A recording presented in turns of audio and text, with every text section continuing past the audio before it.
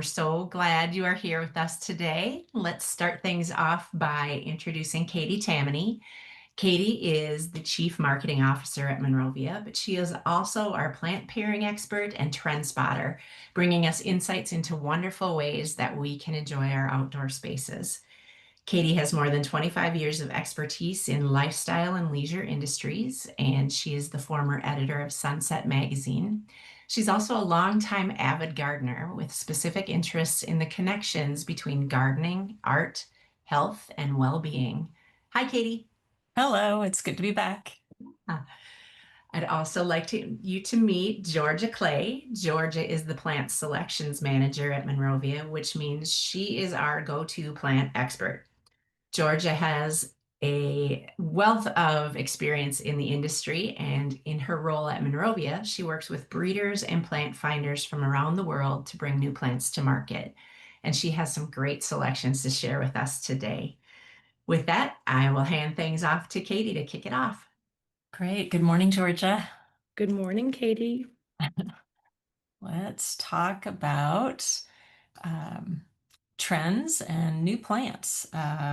We conduct a lot of research throughout the year, uh, but we do a big study, in-depth study in June to kind of forecast what's going to be most interesting to homeowners and gardeners in the coming year. So we're excited to share the results of that study with you and talk about how they influence what plants we're growing. But first, as Kathleen said, wanted to get an idea of what you're planning for fall. Um, are you planning to do some, planting trees and shrubs, some more comprehensive work this fall on your yard? That's A. Or maybe you're just going to do a few seasonal containers. The containers I'm showing in the middle there under B are from Contained Creations, just beautiful. And then our other choice is C. Maybe you just want to freshen up the border, with some new color for fall. So what are you likely to be working on this fall? And I see the poll has started. And we've got about half of the folks responding so far. Looks pretty neck and neck, actually, pretty evenly split. Although interesting containers is emerging. I think a lot of us are pretty time pressed, and containers seem like an easy way to update our outdoor spaces, which we'll talk about actually in our trend research. But a lot of you look like you want to freshen up the front of borders, which is great to see too. We've got a lot of wonderful late summer, early fall perennial color out there at garden centers right now. Echinaceas, we can't keep them in stock. We're always selling out of our echinaceas. Um, but echinacea and agastache and looks like there's yarrow in that border. Um, okay, I think we're just about at time, Kathleen. Yeah, I It don't looks know if we've like it looks ever pretty had. evenly Yeah. split, I would say. The 38% of you say freshen up the borders. 34% want to do some new containers, and 28% of you plan to do some pretty extensive planting, shrubs and trees. That's great to see.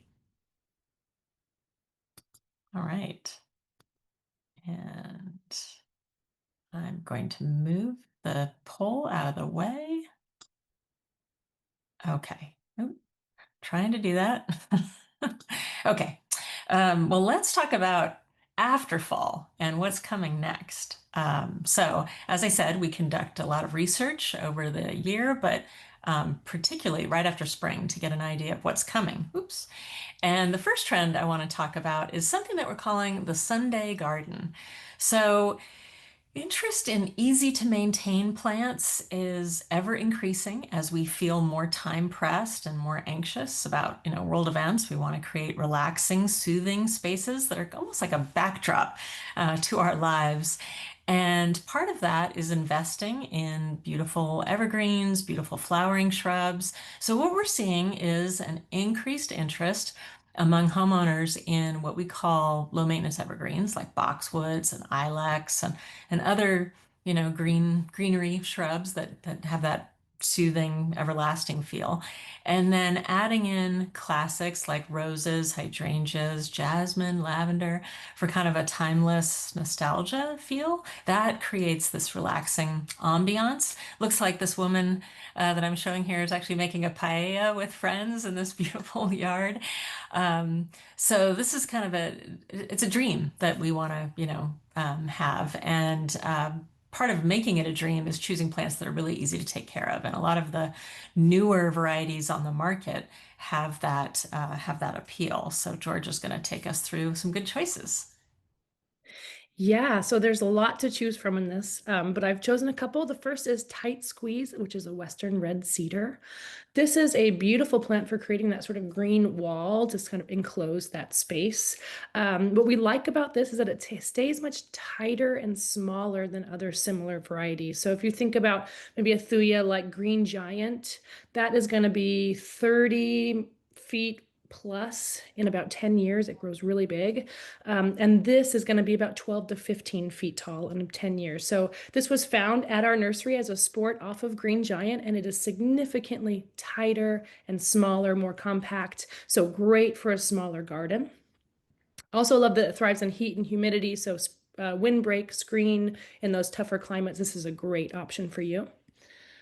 Next, if you're looking for another evergreen shrub, but even smaller than Tight Squeeze, that sort of still gets pretty quite large, Scallywag Holly might be a good option. This is really nice. It's only going to be about 4 feet tall by 3 feet wide. It looks great year round. It is evergreen and it has that shiny dark green foliage that's quite soft. So if you think of a holly, you might think pokey. This is soft foliage, which is nice. And in the fall and winter, it takes on a purple burgundy tone, which is gorgeous. It is a male holly, so you don't get the berries. It's just nice for that simple evergreen texture and color. And then moving on to a new 2026 introduction in our Seaside Serenade collection. This is Hanalei Bay. It is the first dark leaf hydrangea in our collection. So in the spring and early summer, it is deep, deep, dark foliage. It's gorgeous, especially as a contrast between these bright pink mophead blooms. Just a beautiful plant visually. And then what goes into this plant, the genetics of this plant are pretty amazing. The stems are super thick and sturdy, which makes your plant nice and tidy and upright without splitting. A lot of times with the macrophyllus, they'll bloom a ton, but the plant can't hold those blooms up in the air, so they end up flopping over or splitting. And this will not do that, which is great. It's also the foliage is quite thick and leathery, so that means it's less susceptible to tattering in high wind. It also means that it doesn't wilt nearly as bad as other macrophylla on those hot days. So it's still a macrophylla. It still might wilt towards the end of the day, but it's significantly better at handling those high temperature days than other macs on the market. These do repeat bloom, so that's both old and new wood, and has shown excellent disease resistance throughout the country.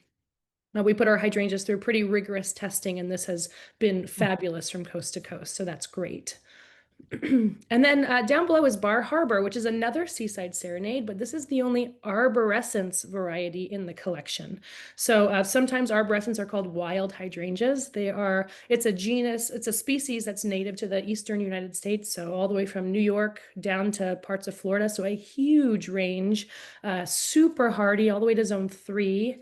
Bar Harbor, we love it because it has those large white flowers and then again, those sturdy stems. So the plant can hold those flowers up even in a heavy rain. It's quite sturdy and it's more compacted, about 4 feet tall by 4 feet wide.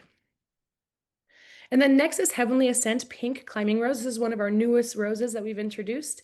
It has quite a large flower, so 4-inch old-fashioned flower with lots and lots of petals and great fragrance. But it's much more compact. So it's not a huge rambling vine. It's only going to be about 8 feet tall, which is great, again, for getting this look. But a lot of people have a smaller space they're working with. So this is a great option for a little pergola or a trellis. Great disease resistance as well. Nice dark green glossy foliage. And like I said, the fragrance is amazing on that plant.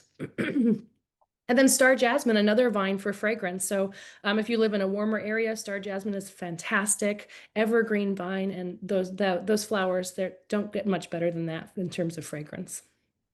You talked about the dark foliage with Hanalei Bay, and I just wanted to add with this trend, we're seeing that, mixing in darker foliage with the evergreens is part of getting that more upscale, luxurious look. And so you can achieve that through something like this hydrangea or sedums or some of the other dark foliage plants we'll talk about in a little bit. And the other idea about this look is you've got all this, evergreen, you've got the evergreen shrubs, and then choosing, a hydrangea that's kind of matching in color with your rose keeps it looking cohesive. So if you chose the Bar Harbor hydrangea, for instance, you might want to go for a white rose, which we have, many of those, or the star jasmine, for instance, to keep that cohesive look. It's a little bit like having a fashion accessory in your garden. Stick to one color. So the next trend I wanted to talk about is an interest in edibles. So when we asked people what gardening projects are you most interested in next year, the number one runaway hit was edible gardening, but just not all, not just any edibles. More gardeners who are a little bit older, over 45, want to try what you might think of as exotic edibles. So they've maybe traveled a little bit, eaten, more varieties. And so they don't want to just grow, ordinary strawberries, ordinary apples. They're looking for something different, whether that's, even planting, a banana to get banana fruit or a dwarf, peach. Lots of interest in growing edible varieties in containers, even unusual ones, or doing something like passion fruit. So really thinking beyond the usual to have something in your garden that offers a little bit something different. So take us through what's different in our lineup. Yeah, this is a super fun category to look at. So we're starting with fruit snacks. This particular variety is Blushing Delight, but fruit snacks is the series. Pardon me, I'm nursing a cold, but I do have some hot tea. So fruit snacks is super cool because it has a columnar habit and it's quite compact. So what I mean, it's going to be 10 to 12 feet tall by maybe 3 feet wide, which is a super unique habit. Great for, like you mentioned, the large container for edibles. Also would make a super unique edible hedge if you planted a lot in a row. Very nice cold hardiness, good disease resistance. These were bred with home gardeners in mind. So I think a lot of times I think it's a little bit scary to think about fruit trees because you have to spray them a lot. There's a big rigorous pruning schedule. Were bred to not have to do those. So really little to no need to prune. They're naturally going to be that columnar habit and really good rust and apple scab resistant. So you shouldn't need to spray these either. So really fabulous for the home garden. Skipping ahead. And then next is you mentioned miniature peaches. Another great variety that's new that would be good in a container is this Honey Babe miniature peach. This only going to be about 5 to 6 feet tall is all, with sweet yellow fruit, great fruiting. You can see there's tons of fruit on that small little dwarf tree. This will self-pollinate, but again, you'll have a better harvest if you have two, but it's a really lovely, beautiful little peach tree. And then next is Bountiful Bell Blueberry. This is one of the newest in our Bountiful collection. And our Bountiful collection is characterized by, of course, berries. So you get lots of blueberries and lots of fruit, but also that the shrubs themselves are ornamentally beautiful, even when not in fruit. And I would say that Bountiful Bell is exceptionally beautiful. You can see the foliage here is super, super colorful. That new growth is almost an icy pink. And then you get that pink stem along with it. It is gorgeous. They're going to stay well behaved. So, 3 to 4 feet tall by 3 to 4 feet wide, instead of having those long rambling branches that get really tall, like you would if you were wanting to grow for production wise for blueberries. But this is for a home gardener, ornamentally beautiful, but also does produce quite a bit of large, delicious fruit as well.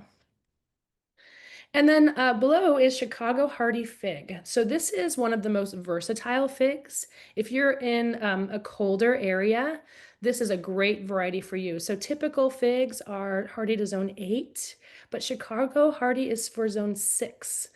6 and up, of course. Some have also reported luck in zone 5. You might want to baby it a little bit in 5, but Mhm. it's definitely significantly more cold hardy than other figs. And you do get that nice amount of fruit as well, relatively small, so 10 to 15 feet tall as well. And then Kiwi Magic, which is a really amazing kiwi vine. What we do with Kiwi Magic is that we plant the female and the male vine in one container. So when you're at the garden center, you don't have to worry about finding the non-fruiting male variety. You can just plant the one container and you get fruit that way. Oh, What makes this two sort for of one. yeah. Yeah. What makes this one sort of unique is that it's a hardy kiwi. So this is an Arguta, which are hardy to zone 4. And they Mhm. produce, I've heard them called kiwi berries. They're much smaller. They're a smooth skin fruit. They are delicious and super edible. Mm. Um, so that's kind of an interesting choice for colder zones. We do also do this with the Chinensis varieties, which are the typical fuzzy skinned Mm. kiwis. And then lastly is mountain pepper or dry maize. This is a really interesting evergreen shrub. It's brought to us by Dan Hinckley, our plant explorer that we partner with. And it has amazing deep green foliage and those red stems. But the leaves are edible. They're actually pretty spicy. Mm. Um, so they bring this really nice, spicy, peppery flavor to food, or if you wanted to eat them on their own. So it's a really interesting edible to add to the landscape that not a lot of people have heard of. Um, No. and it's going to be about 8 to 12 feet tall, and it does bloom. So late winter, early spring, you'll get some nice fragrant flowers as well. It makes a great gift plant too, like for the holidays, because that red-green look. So if you have a food lover on your gift list, this is a really unusual plant to gift them with.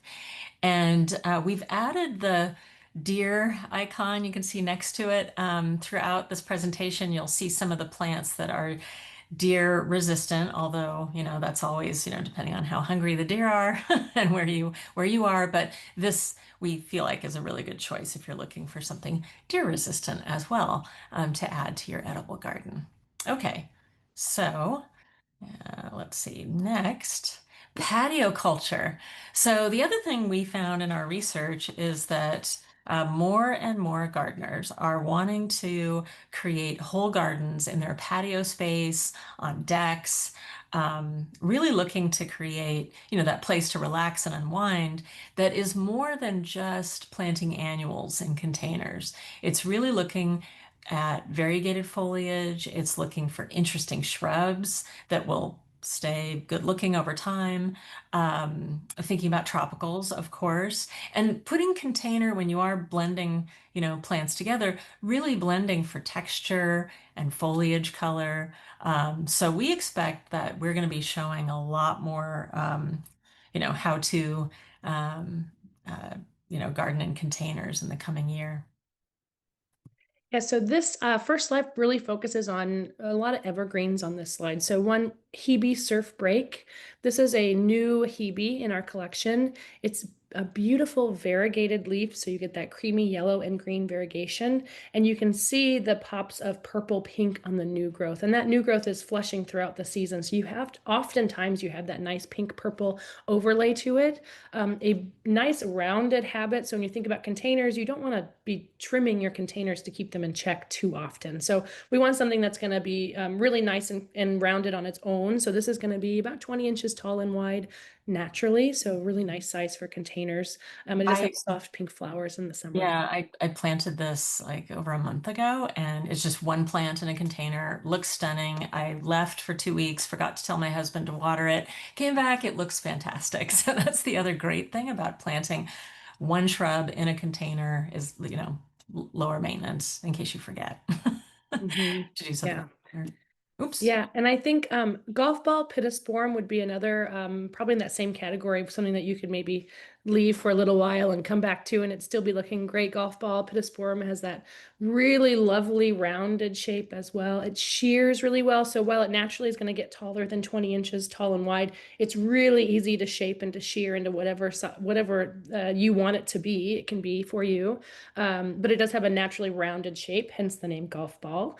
Bright green foliage that adds a lot of texture to the garden. And then little ollie, another another nice shrub for a container. This is have beautiful green leaves, but then a silvery underside, so you get like a little bit of sheen to it, which is quite nice. These look really nice prunes. You can prune them into a ball or a topiary form. We grow them trained up as a patio tree, which looks beautiful in a container. So that's a really another really nice one. And then we have Little Ragu Sweet Bay. This could have easily been in our edible collection, but this is a fabulous container plant. It is ornamentally beautiful with deep green foliage and red stems. It's a smaller version of typical bay laurel. So this is going to be 6 to 8 feet tall, but it can easily be kept smaller in a container with trimming. And you know, so many people have bay leaves in their pantry and they're old and dry and they don't taste like anything. What better than to have a fresh container in your patio to use Right. some bay in your cooking? And then next is Superstar Cordyline. This is a super unique plant. It lends this tropical feeling to your containers. It has extra wide, dark purple burgundy foliage. It is much wider in foliage than other cordyline you typically see on the market. It's definitely one of my favorites that are available right now. Super high shine, so extremely glossy, and just that really nice tropical feel. And then Farfugium, this is a giant leopard plant. Amazing, large, 15-inch size dinner plate size foliage on these. Really beautiful plant for shady areas. So a lot of this is for sun, but this would be great for more moist, shady areas. And it creates a really fantastic specimen focal point for a container. Love that plant in a container. And then next is whipcord, which is another Western red cedar. This is really quite funky with that smaller foliage. So funky texture, dense, multi-stemmed evergreen. Lots of reasons to love this for a container, along with that arching branches. Mhm. And then another great variegated shrub is camouflage Japanese Aurelia. This provides a lot of texture with that yellow, lime, and green foliage. Another fabulous plant for a shady part of the garden in a container in a shady area. Aurelia is nice because it's hardy to zone 7, but if you're not zone 7, you can bring it inside. It can be kept as a house plant during the winter, so that's another reason to love this for a container. And then red-leafed Macdinia. This is I know, Katie, it's one of your favorite plants, Yeah. this Macdinia. Yeah. This is another brought to us by Dan Hinckley. We love the bold foliage and that it's hardy to zone 3. There's not a lot of really great bold foliage plants that are that hardy, so we love that. Kathleen, rejoice. Um, Really beautiful bright green foliage in the spring when they emerge, and then a white spring bloom. But what's really lovely is in the summer, they get those streaks of red. And then right about now in the fall, they just go almost entirely red. So great for a container almost year round. It does die back in the winter, but spring, summer, fall looks beautiful, especially to bring together those fall containers. And then next is Vintro Blue. Vintro Blue is one of our newest English lavenders. This has been just a blooming machine. Every time we see it, it just looks better and better all the time. English lavenders are nice because they can handle wetter climates. Think English weather. They can handle more moist climates, which is fabulous. And we are seeing a lot of interest in this patio culture trend in having fragrance, in containers close by. So lavender is a great choice for that. Yeah, and I also like that it stays really well behaved. So Mm. lavender is one of those, a lot of people pick up just a generic lavender plant. And the difference you see between a generic lavender plant and something like Ventura Blue is night and day. The Mhm. habits are better, it doesn't split, the disease resistance is better, the bloom time is just so Yeah. much longer. There's just a lot of reasons why you'd grow one of the newer bred varieties. And then one of the newest mandavillas to hit the market is a sun parasol fired up orange. We love the orange color. That's super unique. You don't see a lot of orange mandevilla. And then also that it has that pinwheel shaped flower, which Mhm. makes it kind of cool and interesting. And then flowers too. We focus a lot on foliage, but with the mandevilla, you have flowers. And then with butterfly bush is a really interesting thing to put into a container. And I've chosen it because Little Rock Stars is very compact. It's going to Mhm. be maybe 1.5 feet tall at most. Wow. So a really interesting way to garden in a container like that with something so small that is traditionally such a large shrub. And the flowers are fantastic, super saturated, and lots of them. Yeah, and again, that and the lavender are deer resistant. So, and finally, in terms of our key research with consumers from the study, what we found is this trend toward a more natural looking garden landscape we're calling wild meets refined. The interest in natives continues, but I think a lot of people are realizing they can have a few natives blend in with some climate appropriate cultivars for a garden that's easier to take care of, that's longer flowering, that attracts a variety of pollinators. And so where we are in this trend now is really mixing more of our more compact grasses, which make great, habitats for birds and pollinators, with perennials. Definitely echinacea, as I said, is one of the most popular. And then thinking about, how you're creating this natural landscape by adding, let's say, rocks or boulders or creating a sandy pathway to make sure your hardscape also looks as natural as possible.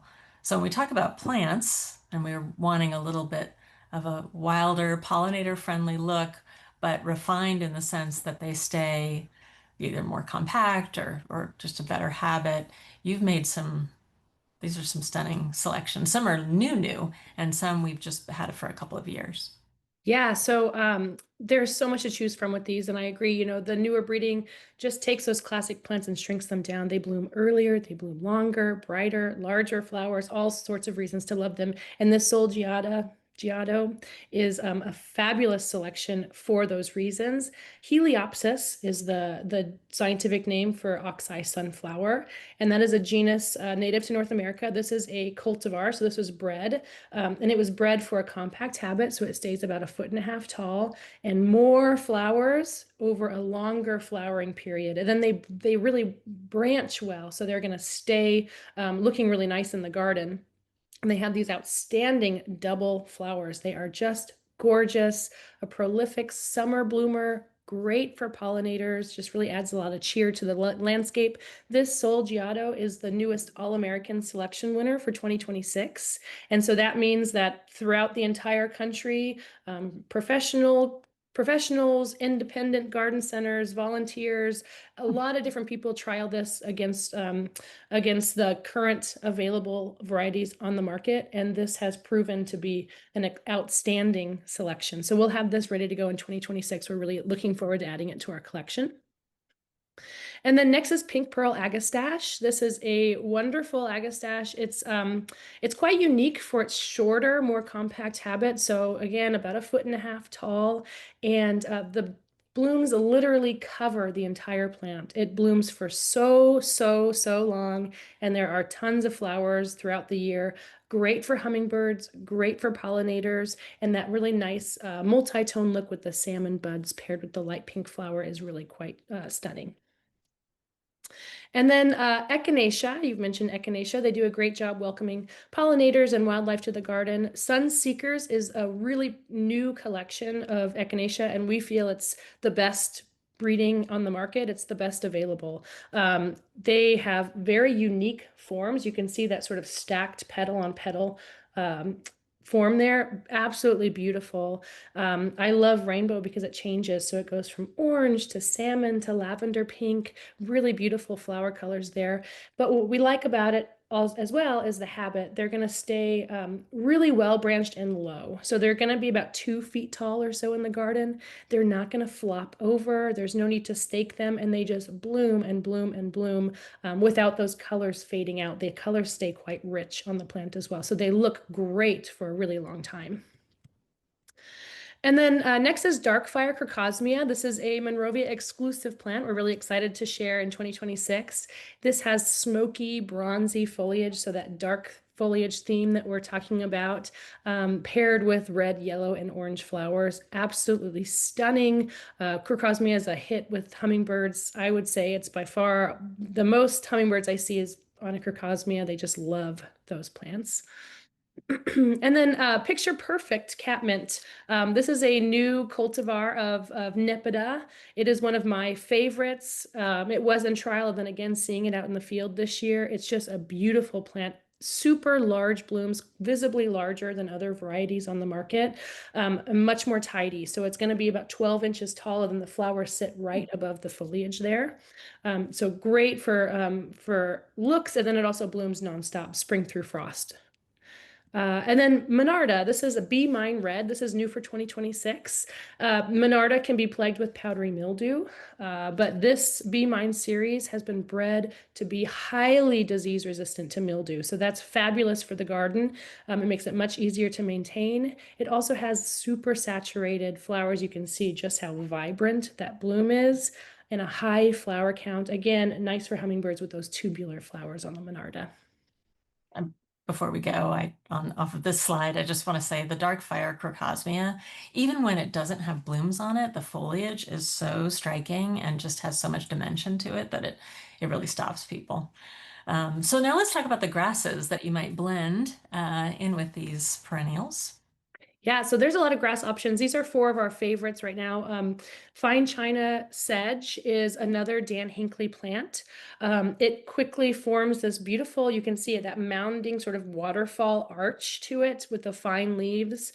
So great for a meadow garden, spilling over the edge of maybe like a retaining wall or even just like this on the border edge. A beautiful plant.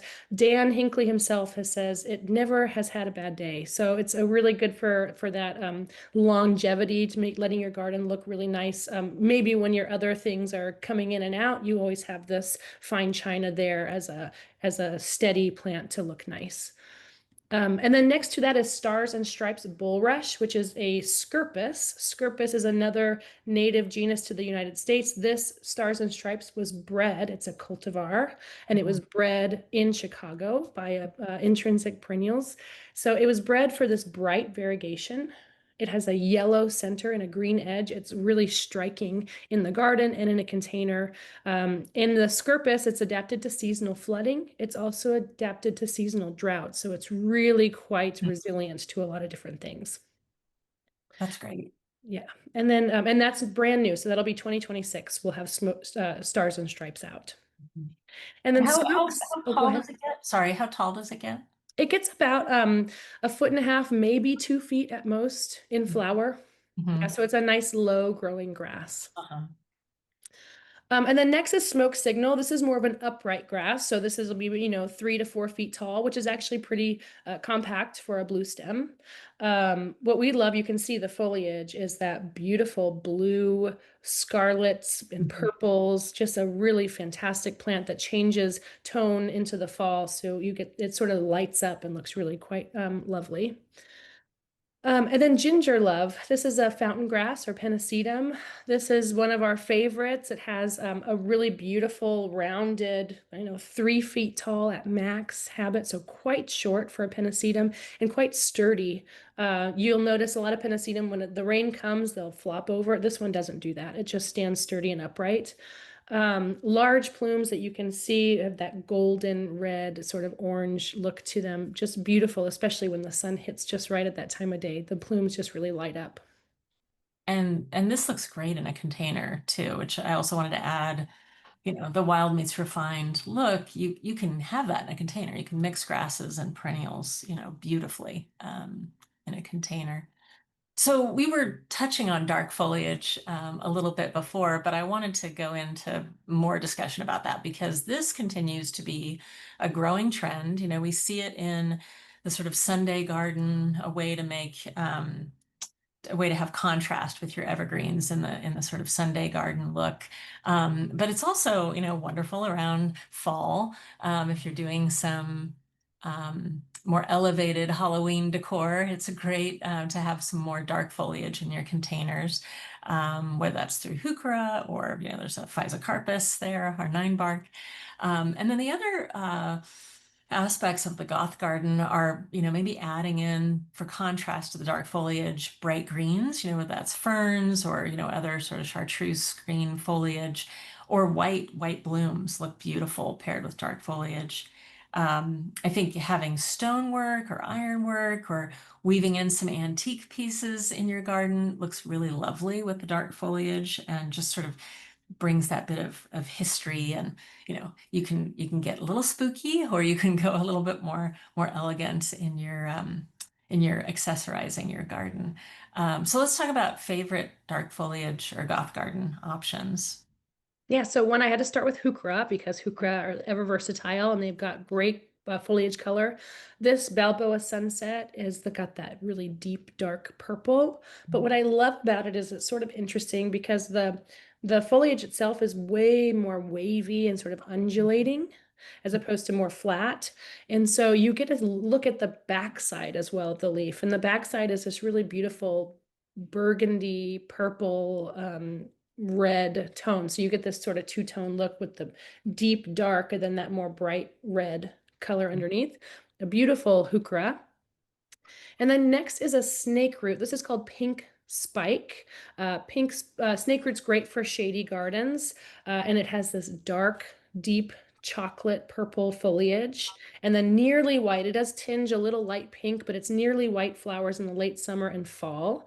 And it's quite a large plant, so 3 to 5 feet tall, which is really cool for adding this really intense, deep, dark foliage in quite a dramatic way. And the flowers do attract hummingbirds and butterflies as well, which is nice. And then, you talk about spooky, the name itself, Voodoo Stone Crop. We couldn't leave it out of Goth Gardens. This is a ground cover type sedum with that rich, deep burgundy foliage color. And it's like that throughout the year. So you always have that sort of red color, deep, dark, spreading throughout your landscape to fill in gaps, good weed control, good drought tolerance. And then one of my favorites is this Lilla smokebush or Catinus. You can see the color is gorgeous, that nice dark true purple foliage. This is a more compact version of royal purple, which is a fairly famous and common Catinus that you see out. Royal purple gets about 15 feet tall, so it's quite large, hard to maintain, hard to get up there and prune it when you need to. And Lilla is only going to be, at about 4 feet tall in the garden, so significantly more compact, significantly easier to fit into many different gardens, many different landscapes or containers, and much easier to take care of that way. And then next is our summer lasting crepe myrtle series. This one featured is coconut because it has that beautiful white flower. Summer lasting, the series as a whole, including coconut, was bred for disease resistance. So that's throughout the country. Lagostromia or crepe myrtle can get cercospora and powdery mildew, especially the dark foliage varieties. These really don't. They are really quite clean. They're also bred for earlier flowers. So they're going to bloom earlier. They're typically, mid-summer bloomer. These will bloom early, and then they'll continue to bloom throughout the typical lag season. So you've increased your bloom color on this, and then the dark foliage is just pretty fantastic. They're also quite compact, I should mention. So, crepe myrtle can be a big, large tree. This is more of a shrub. So 4 feet tall or so. It's a nice rounded flowering shrub. And looks great in a container too. You can actually, because of its shorter, more compact size. It does, yeah. And we grow it as a bush, so we grow it in bush form. We also grow it up a patio tree as a small patio tree, and Mhm. it's gorgeous that way as well, in a container especially. And then next you mentioned the greens, so we played off the greens. You also mentioned getting a little spooky, so we've added Spooky this and twin spiky, flowered right? this twin flowered agave. It's quite Mhm. spiky, Mhm. um, but it is spine free. So if you touch the tips, it's not gonna Yeah. spine you, which is great. Beautiful, nice for architectural form and a Mhm. little bit of contrast with the others in this series. So while we're talking about dark and goth, I couldn't help but add our new hydrangea that gets really dark, though not the foliage. In this case, it's the bloom that gets this chocolatey brown or almost charcoal shade, and yet still stays really robust on the plant. And that contrasts so beautifully with the green foliage. It's just like no other hydrangea we've seen. Yeah, this one, we trial a lot of hydrangeas, and this one, the moment it bloomed, it was like It was pretty incredible. This is a great color. There's nothing like this on the market. Like you mentioned, the burgundy blooms when they age. So yeah, that velvety black, which is Mhm. super cool. And the flowers last for months and months and months and months on the plant. If you, hopefully you find this at a garden center and you want it and you feel the flower heads themselves, they are incredibly thick and leathery. They almost feel fake. And what that does is it lets the flower last for, about 4 months on the plant. Yeah. We still have blooms on ours that are looking great that were on towards the end of May. So Yeah. they are really great for long lasting. That's on the garden and also as a cut flower. If you really like cut flowers, this would be a fabulous option. Super strong flower power. They are reblooming, so both old and new wood. They also have, again, that thick, waxy foliage that I mentioned before. This is that times three. So Mhm. it's just super, super sturdy, fabulous plant to celebrate our 100-year anniversary. And yeah, just perfect for this goth garden style. And we will have this hydrangea. It's brand new. We'll have it out in 2026 in a limited quantity. So get them while they last and ask your garden center about ordering them. They'll probably arrive like end of April, beginning of May, and then, after that. And they'll be in a 2-gallon size, because we're just starting this now. And of course, we'll be adding more and more over the years. But if you want to get one of the first hydrangeas, they'll also come with a signed metal tag with a number on it. So you could get actually one of the very first hydrangeas that we're releasing. So we're pretty excited about this one.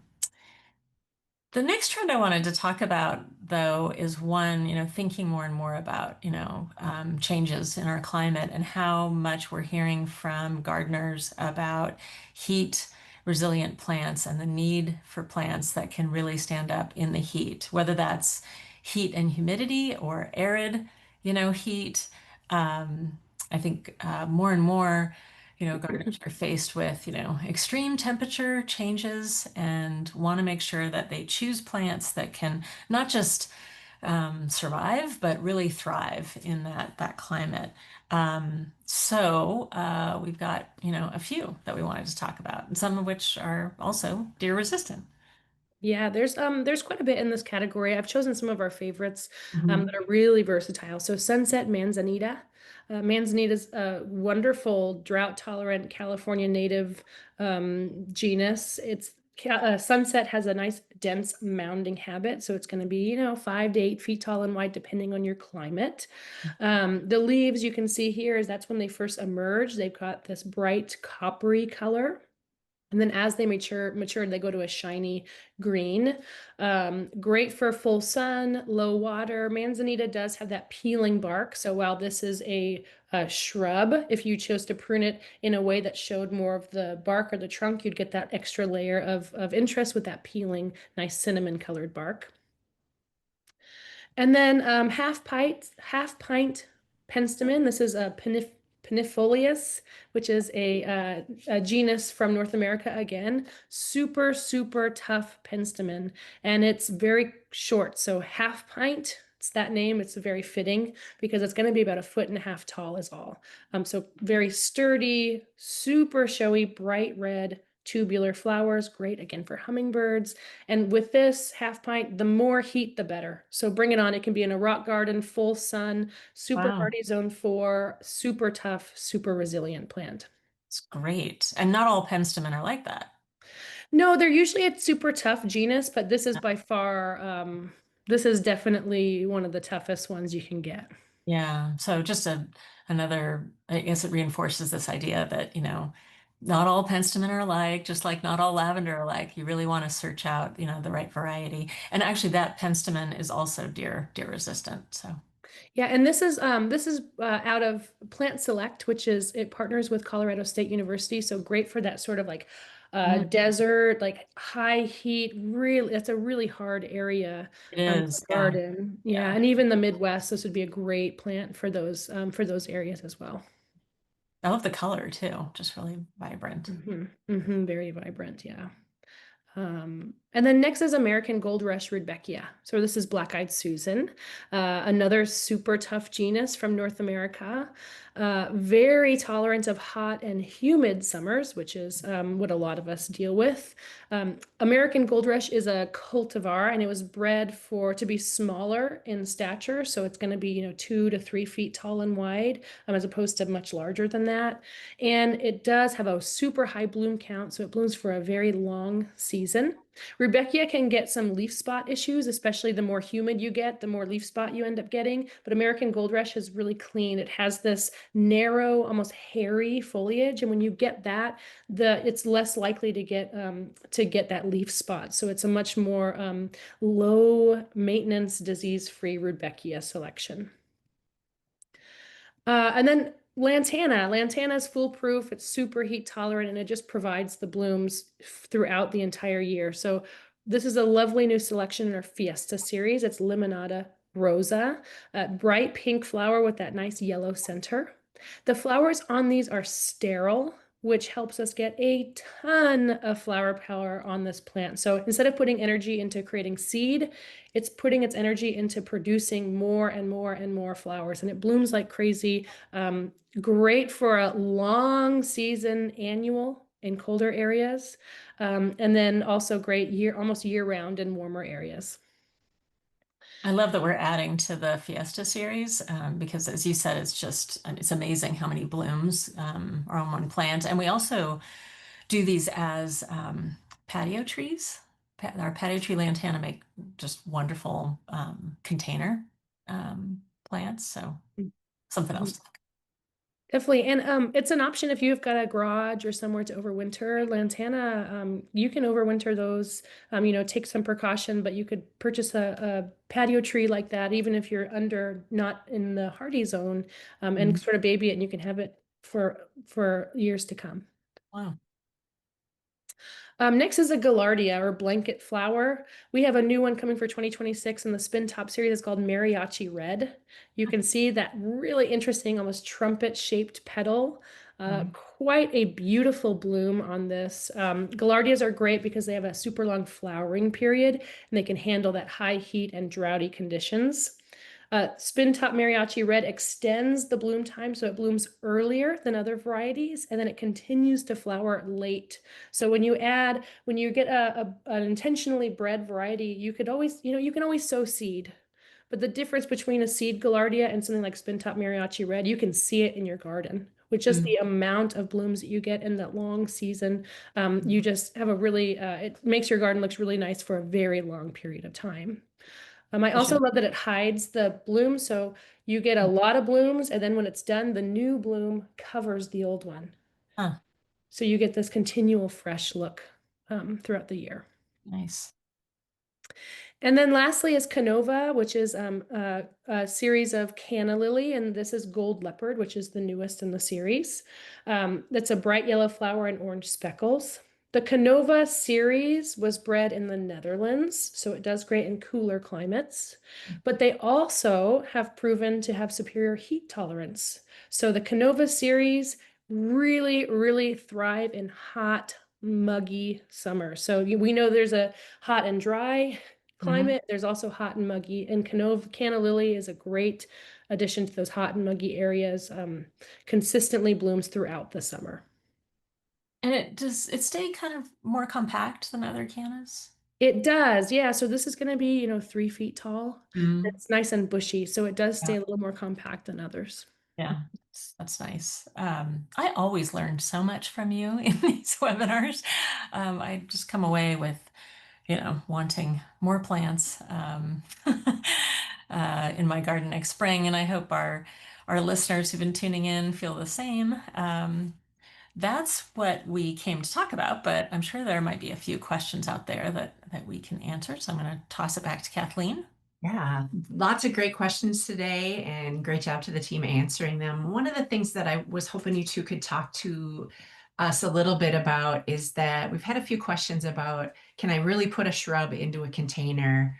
What do I do if I live in a cold space, or just even being a little concerned about putting shrubs in containers? Can you kind of dispel that myth that you can't put a shrub in a container? Do you want to start, Georgia? Sure, yeah. I mean, as the new plants person, I would say it's highly variety dependent, you Mhm. know. Really pay attention to what you are choosing, an apple tree, for an example. Are you going to choose an old-fashioned, a large apple tree that's bred for farm production, or are you going to choose a fruit snacks that's bred to be 12 feet tall by 3 feet wide? And that if that's the case, then obviously you want to choose a larger container. But they definitely would be happy to be in a container if given care and repotted with fresh soil every once in a while and upshifted when it needed to be. But I do think variety dependent, more compact plants can be put in containers for sure. Yeah. Mhm. Yeah, thank you for that. I think true, not every shrub can go in a container, so you want to think about it. But we have so many that are compact that, you can buy in a 2-gallon size that are perfect just to pop into an appropriate size container. You don't want to plant it, and have it be too claustrophobic, right away. And the other thing is plant just the shrub. Don't put it with other things. Plant the shrub in a container and like the hebe, you'll be amazed. That's going to be very happy in a container, or even a short little olive tree, olive shrub will be very very happy in a container. Yeah, and the more that you prune to keep things compact, like a little ollie, if you let it in the garden, it can get, it's still little compared to an olive tree, but it can get a little bit bigger. But if you're cutting those back and pruning them back, the root systems also respond to that as well. So it doesn't need to sprawl out. There are plenty of plants that don't have, a huge sprawling root system, so they'll be just Right. fine in the container. And you can also have a shrub in a container for a while and then move it into the landscape after a while. So that's not a bad idea either. Yeah, we see that a lot with like Japanese maples that look beautiful for many years in a container. And then over time, as they get bigger, then you can transfer them to a landscape. But yeah, but while they're small, in a large container, they're a beautiful focal Oh point. yeah. I had a Japanese maple in a container for seriously 10 years. That was very happy. Um, until it wasn't. I should have moved it. I should have moved it in the landscape earlier, but I was amazed at how many years I had in the container. Yeah, and you usually can tell when it's time. After 10 years, you can tell, and it's time to Yeah. pop it in. And what's nice is that also, for just another point about containers, is that you can do a little bit more experimenting with things in container. You can do some zone pushing. You Yeah. can you Yeah. can sort of figure out what works Hmm. in a way that it's movable. If you put it on a cart with wheels, you don't want to be moving your big containers, but it's a really fun way to experiment with zones and see what That's works in true. your. That is true too. Good Absolutely. question. Great answers. Yes, good question too. Being the one that's here in the north, my response is don't be afraid to try. You can always Mhm. bring it into a sunny window or print it in the garage. I know many, many gardeners up here that do great with figs and just, about anything. So don't be afraid to try. One other question that we get, and we get these in many different forms, is asking for specific selections for really specific areas in the garden. So, Katie, can you tell us a little bit about how the best way to kind of search for our real specific needs on monrovia.com? Yeah, so on our website, you'll see My Plant Finder, which is located right here on, the top nav bar. And when you click on it, you'll come here and you can enter your zip code, and it'll, immediately locate your zone. So I'm in zone 10. I can grow a lot of things. But under plant types, you can choose, shrubs, for instance. You can say, I'm looking for, filtered sun, full sun. You can do more than one choice. Um, Water needs, landscape use, there's many more filters. The more filters you have, obviously, the fewer plants you're going to call up. But if you're really searching for a special feature or a solution, you can put that in, and then it'll search plants, um, and pop up with a selection based on where you live. So again, you can see the zone here. And I didn't put in that many filters, just, sun, filtered sun, and I was looking for shrubs. So this would produce, many, many choices. But if you wanted to filter your selection, more, you could go back over here and filter those choices more. Great. Thank you for that. Last question that we have time for today. I know we're coming up at the top of the hour. We had a few people ask about availability. I think people are excited and wanting to plan a few this fall. So wanted to just talk about how I know there are many of the plants that we talked about that are available. So if you guys can just tell us a little bit more about that. About how that works. Well, let me choose a plant that is one that we've been growing for a while. Let's see. What was the catmint that you Yeah, that suggest? one was picture perfect. Thank you. Purr like the cat.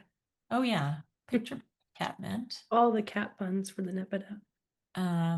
So what again on our website, if you're looking up a plant, you would see there it is, and you can see retailers where we've shipped it. We look back 90 days.